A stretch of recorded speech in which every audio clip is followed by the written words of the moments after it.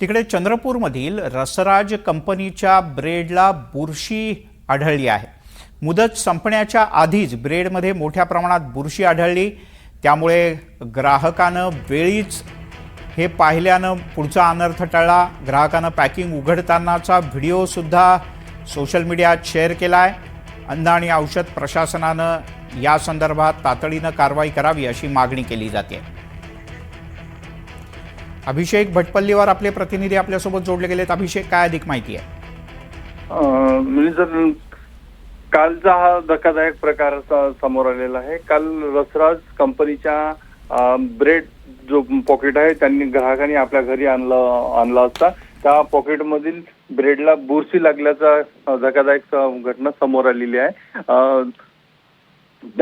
मुलं घरातले ब्रेड खात असताना घरच्या पालकांना त्या ब्रेडवरती बुरशी लागून असल्याचं चित्र त्यांना बघायला मिळालं। त्यानंतर तो एक व्हिडिओ त्यांनी सोशल माध्यमावर टाकल्यानंतर तो व्हिडिओ सध्या चंद्रपुरात मोठ्या प्रमाणात व्हायरल होत आहे।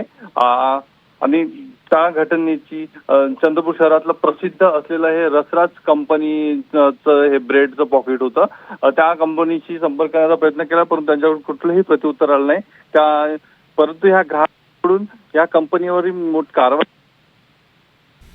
तूर्तास धन्यवाद या सगळ्या माहितीबद्दल। ग्राहकांनी आता छोट्या छोट्या गोष्टींमध्ये बारकाईनं लक्ष देण्याची गरज या अशा वेगवेगळ्या गोष्टींवरून अधोरेखित होते।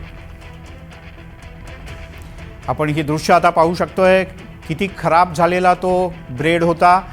खरं तर या भागातलं लोकप्रिय असं उत्पादन, मात्र त्याची तारीखही जायची होती, म्हणजे एक्सपायरी डेटच्या आधीच तो आणलेला होता। एक्सपायरी डेटला आणखीन 2 दिवस होते, पण तरीही त्या ब्रेडवर मोठ्या प्रमाणात बुरशी असल्याचं समोर आलंय।